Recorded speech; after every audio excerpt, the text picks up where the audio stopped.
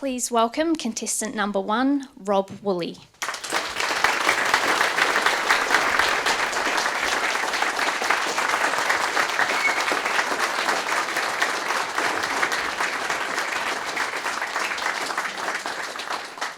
Rob Woolley, eat your jelly beans. Eat your jelly beans, Rob Woolley.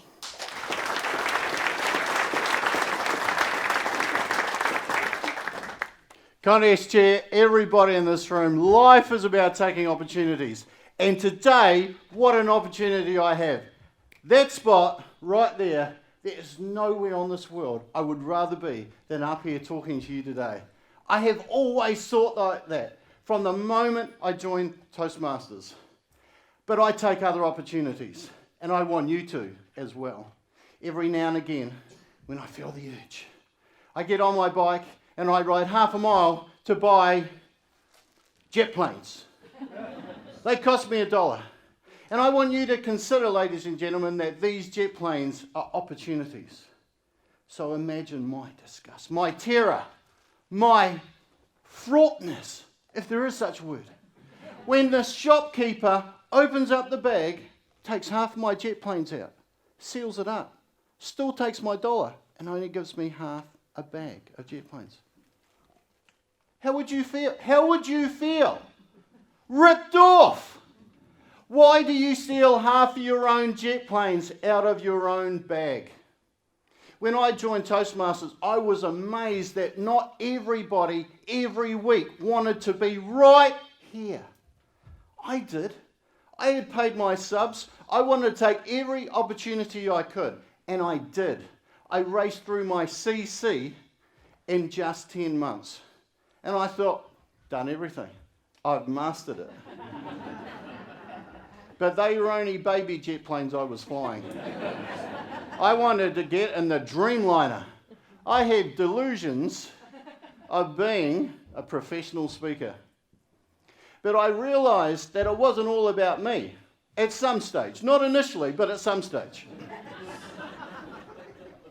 I realised that I need to encourage other people to eat Jetplanes because not everybody wants to take a bite. There was a lady in my club called Lindley, and I used to say to her, you say first, yes, you worry about it next.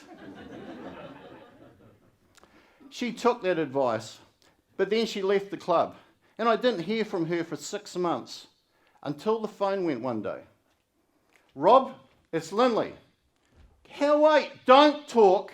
I'm doing the talking. I've got a bone to pick with you, Rob. She had been on part of a high-powered medical admin board. She was ranked number 4, she told me. And so when the CEO went on an extended cruise, that wasn't a concern until he said, you're in charge while I'm gone. She said, I took it. I ate the Jetplane. I have been stressing out ever since. I have taken sick leave. I have been so worried, and it's your fault. It's your fault that I have come out the other side. I am now still the chair. And the guy came back and moved on. Whoa. Thank God for that, I thought. Now, Lindley was one of 2 types of people that you have to feed Jetplanes to. With Lindley, I had to take the Jetplane and go, Gucci, Gucci, goo.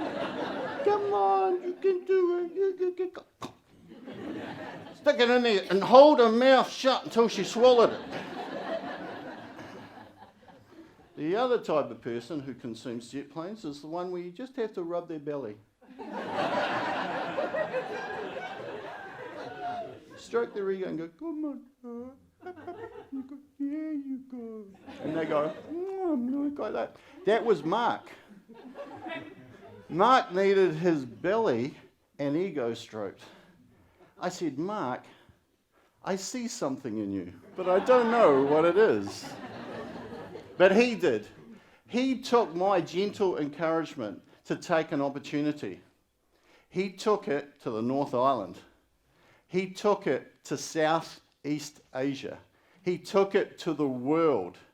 He is a trainer for an international company. He just needed gentle coaching.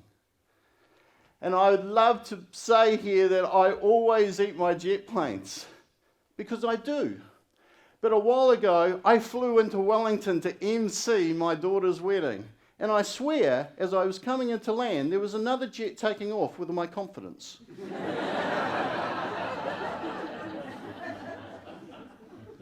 I went from this semi-confident person you see to a shaking mess.